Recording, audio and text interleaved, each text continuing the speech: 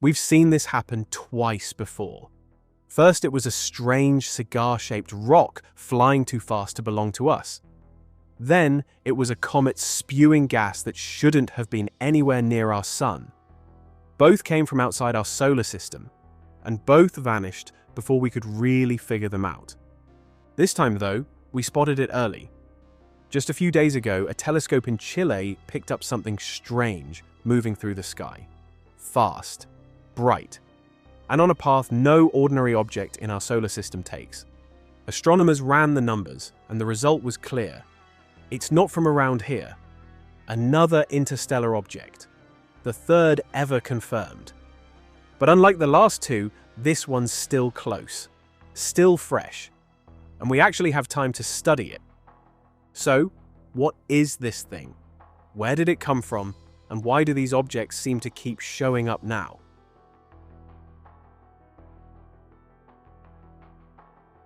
The discovery happened quietly. July 1st, 2025. One of the Atlas survey telescopes, this one in Chile, picked up a faint moving dot in the sky. At first, it looked like just another comet. They log these things constantly.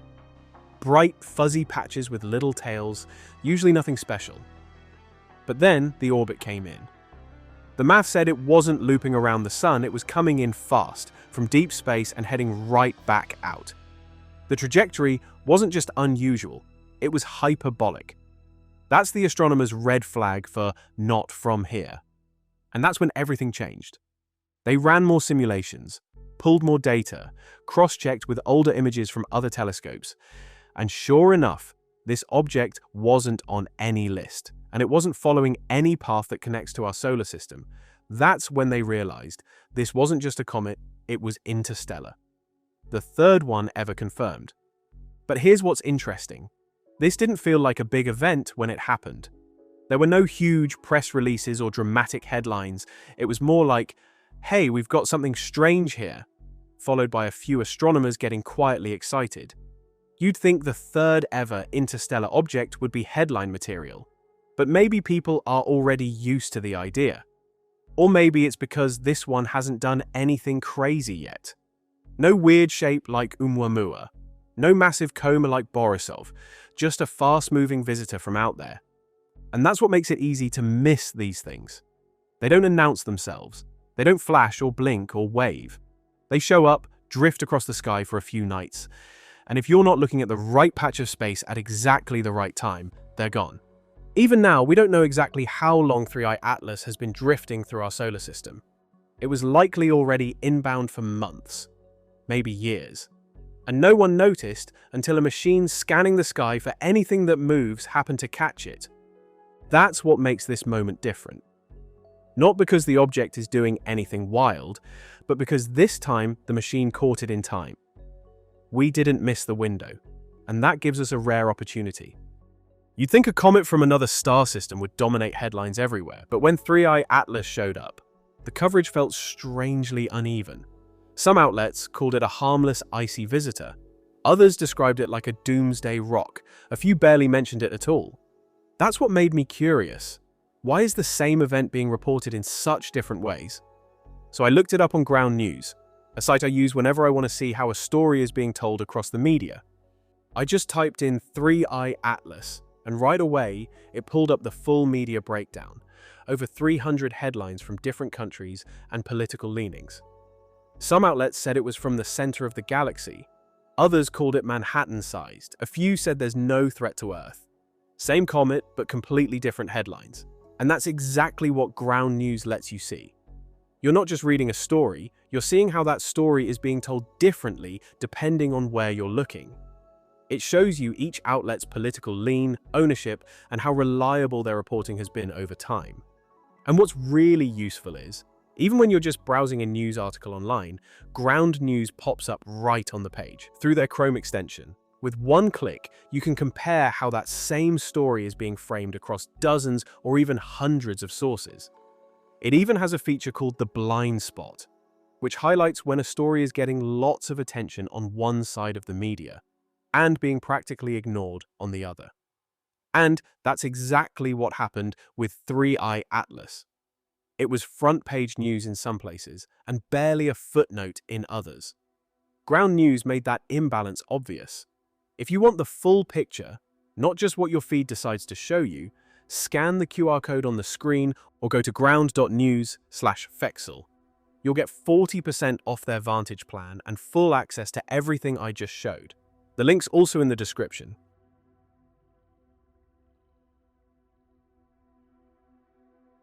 It's moving at about 60 kilometers per second. That's roughly 216,000 kilometers per hour. Numbers like that don't mean much until you compare them to something. So here's the scale. Earth orbits the Sun at around 30 kilometers per second. That means this thing is moving twice as fast as our entire planet speeds through space. It's not just fast, it's leaving everything behind. That's why it's not staying. The Sun's gravity can't hold on to something going this fast. It's like trying to catch a baseball with a butterfly net. It just keeps flying. Even if we wanted to send a spacecraft after it, we'd have a serious problem.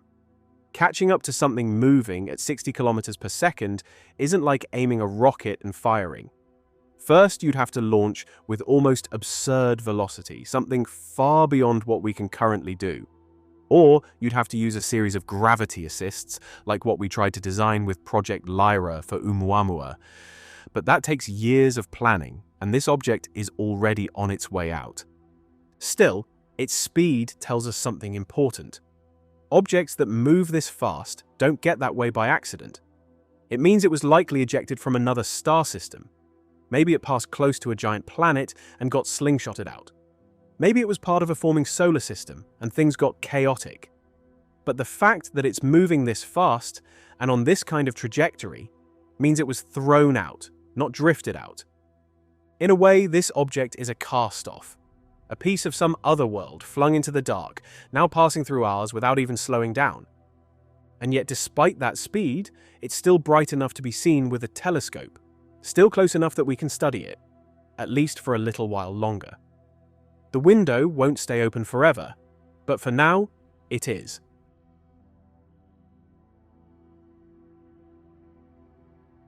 You'd think by now we'd be good at recognizing space rocks, but interstellar ones, they still throw us off. 3I Atlas looks like a comet. It has a faint coma, a hazy cloud of gas and dust around its core. A few early images suggest it might even have a short tail. That's what made people think it was just another long-period comet at first. But then again, not everyone sees the same thing. Some observatories report little to no tail at all. Others say the coma is barely there. It's one of those cases where what you see depends on when you look and with what kind of instrument. But let's assume it is a comet. That alone makes it different from Oumuamua. Remember, Oumuamua didn't behave like any comet we've ever seen. No tail, no gas, just an object accelerating slightly without a clear explanation. It was either a very weird rock or a very shy comet. We never figured it out. At least it's doing comet-like things. The kind of outgassing you expect when sunlight heats up frozen material. Still, even that brings more questions than answers. For one, we don't know how big it actually is. Right now, it looks bright, but brightness in space doesn't equal size. A small, very reflective object can look just as bright as a big, dark one. And if most of that glow is coming from the coma, the gas cloud around it, then the solid core, or nucleus, might be way smaller than we think. Some estimates say it could be 20 kilometers wide. But that's the high end. It could be a fraction of that. Then there's the composition. The coma gives us a few hints. If we detect things like carbon monoxide or cyanide, it would match what we see in comets from our own solar system. If we don't, that could suggest a totally different chemical recipe, one that formed under conditions we don't usually see here. That's what makes it confusing. On one hand, it looks like a regular comet. On the other, it's not from our solar system, and that alone makes it alien, no matter how familiar the tail might look. So, we're in that weird in-between zone again. It might be a comet. It might not. It might be a blend of things we know and things we've never seen before. And since we don't get many chances to study something like this, every frame, every spectrum, every data point counts. Because once it swings past the sun, it's gone for good.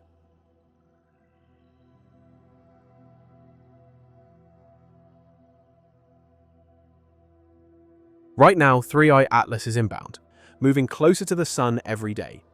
But it's not diving in, it's taking a wide pass with its closest approach, what astronomers call perihelion. Expected around October 29th or 30th, 2025. At that point, it'll be about 1.4 astronomical units from the sun. That's a little closer than Mars's orbit, but still far from Earth. After that, it swings around and heads straight back into deep space. No return ticket. So here's the timeline. Through August and September, it's going to be visible to large amateur telescopes and observatories. This is the best window for detailed imaging and spectroscopy. By the time we get to late October, it starts slipping behind the glare of the sun. That makes observations nearly impossible, at least for a while. But by December, there's a good chance it re-emerges. This time outbound, cooling down, dimming fast, and that's it. Once it fades past that point, we likely won't see it again. No follow-up missions, no recovery, it's just going to drift off forever, back into the darkness between stars. So the clock's ticking. The next few months are everything. Telescopes across the world are already booking time slots. Researchers are coordinating on which instruments to use and when. The goal isn't just to snap pretty pictures, it's to capture the spectrum, break down the light into its components and see what this thing is made of. That's where the real science happens. With Oumuamua, we didn't have time to get good spectra. With Borisov, we did. And we found out it was pretty similar to solar system comets. But 3i Atlas could go either way. If it shows unusual molecules or unexpected behavior, it could be our first real chemical sample from another planetary system. And even if it turns out to be just another comet, that alone is important. Because it means other planetary systems, wherever this object came from, are building and ejecting icy bodies just like we do. It makes our solar system feel less unique, more normal. That might sound boring, but scientifically, it's one of the most exciting things we could find.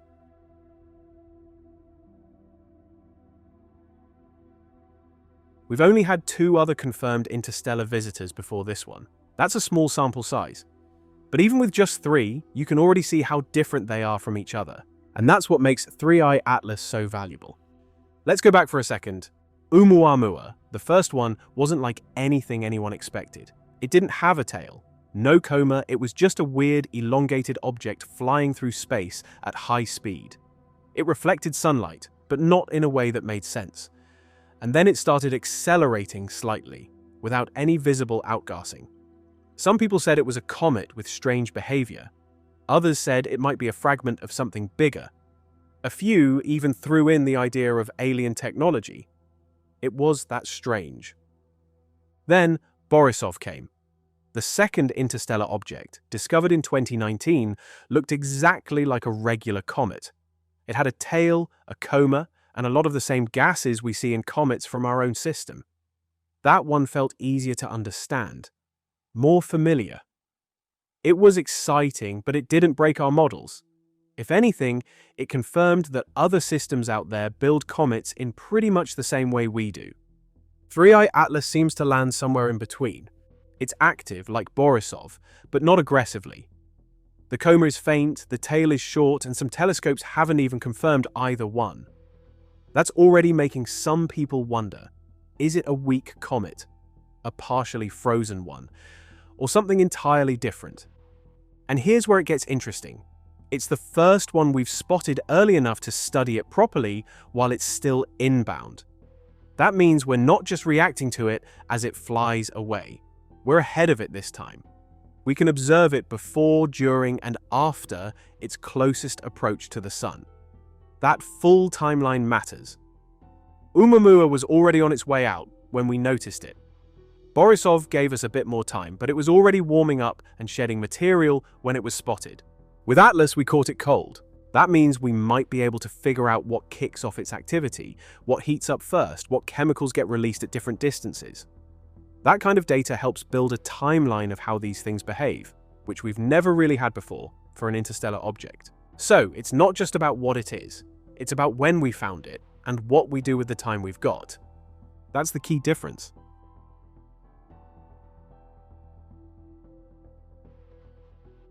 A few decades ago, we might have never seen any of them. It's not that they weren't passing by. They were. We just didn't have the tools to catch them. Space is massive, and objects like 3I Atlas don't glow with big warning signs. They're small, fast, and dim, sometimes only visible for a brief window before they disappear into the sun's glare or fade into the dark. So unless you're constantly scanning huge portions of the sky, you miss them. That's what changed. In recent years, we've gotten better, a lot better. Surveys like Atlas, Pan-STARRS, and the Vera C. Rubin Observatory have transformed how we watch the sky. These systems don't just take pictures, they do it fast, wide, and over again. Then machine learning algorithms comb through the data, looking for movement, odd brightness changes, strange trajectories. Basically anything that doesn't match what's already known. And when something new pops up, like a faint dot moving just slightly off the expected path, it gets flagged. That's what happened here. So, it's not that interstellar objects are suddenly showing up. It's that we're finally good enough at noticing them.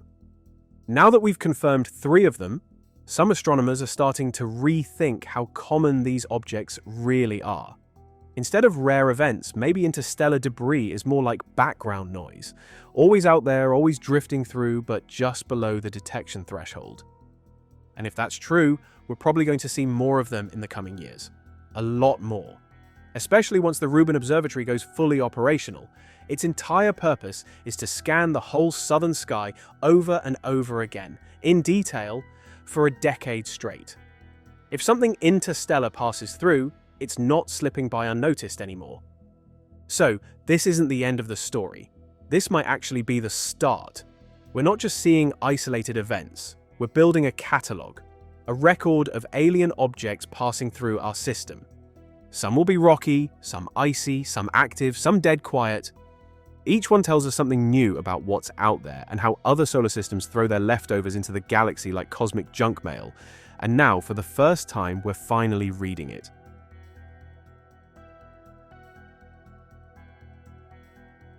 That's always the first question. Can we send something after it? Every time an interstellar object shows up, people start asking if we're going to chase it. And with 3I Atlas, the timing's better than it's ever been. We actually spotted this one early. It's still inbound. Theoretically, that gives us a better shot. But practically, it's still nearly impossible. Here's why. To catch something moving at 60 kilometers per second, you'd need to launch a spacecraft at ridiculous speeds. Either you get a head start years in advance, or you build up momentum using gravity assists, flinging around planets like slingshots to slowly ramp up your velocity. That's what missions like Voyager or New Horizons used. But even those took years to reach their cruising speed, and they were still nowhere near fast enough to intercept something like this. There was a proposal for chasing down Oumuamua called Project Lyra. It was a bold idea. The plan involved launching a spacecraft using a massive chemical rocket, doing a close flyby of the sun to pick up speed, then intercepting Oumuamua decades later. It sounded cool on paper, but even then, it would have taken decades, and that object is long gone. With 3I Atlas, the idea's tempting again. Some early chatter is already floating around. What if we adapted a current mission? What if we had something ready on standby? But the problem isn't just the speed, it's the lead time. By the time we detect an interstellar object and confirm it's worth chasing, we're already behind. Building and launching a probe takes years, and we're usually working with months. And unlike local comets, you can't wait for it to come back around. This is a one-time shot.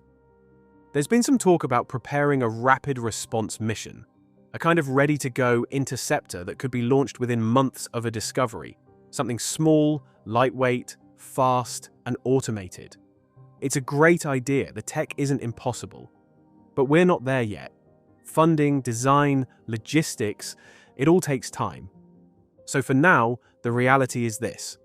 We're observers, not participants. We watch it pass. We study it from a distance. We pull as much data as we can from Earth-based telescopes, maybe a few space-based ones. And that's it. Chasing it is still science fiction. But the fact that we're even thinking about it, that's a shift. A few years ago, no one was planning to hunt interstellar objects. Now, it's a serious discussion. It's not about this object. It's about the next one, because now we know they're out there, and they're coming through more often than we thought.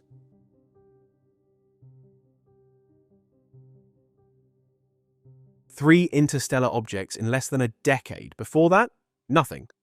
That alone says something's changed. Not in space, but in us. We're finally watching carefully enough to see what's always been there. The first time, we barely caught it. Oumuamua was already leaving when we noticed. It gave us 1,000 questions and almost no answers. The second time, we got a little better. Borisov looked more familiar, but still raised new possibilities. And now with 3i Atlas, we're ahead of it. That's not luck. That's progress. We're not just waiting for the next surprise. We're preparing for it. New observatories like Vera Rubin are about to go online, scanning the sky more deeply and frequently than ever before. It won't just be a rare thing anymore, it'll be routine. Objects from beyond our solar system drifting through, catalogued, tracked, analyzed, like any other part of the sky. And that's where the real shift happens. Because once we have enough of these, we stop treating them like curiosities. They become part of the data, a new category of things we can study, things that don't belong here but pass through anyway. Some will be icy, some rocky, some weird, some boring, but each one in its own way will pull back the curtain just a little on what the rest of the galaxy is made of. It's not science fiction anymore. It's not just something you read in a textbook or hear in a press release once every few years. Interstellar objects are real. They're here, and they're going to keep coming. We're not sending probes to other stars yet. We're not picking up alien signals. But we are doing something else, something quieter, but just as meaningful. We're learning to pay attention when the universe drops a visitor at our doorstep. And we're finally starting to listen. If you want to see what happened the last time something interstellar showed up, check out our video on Oumuamua. It's even stranger than you remember. Thanks to Ground News for sponsoring this video. If you want to see how stories are being reported across the political spectrum, what's being emphasized, what's being ignored, and how different outlets frame the same event, this is what I actually use. It helps me stay aware, not just informed. So, if that sounds like something you'd want to, click the link in the description or scan the QR code on your screen. You'll get 40% off their Vantage plan.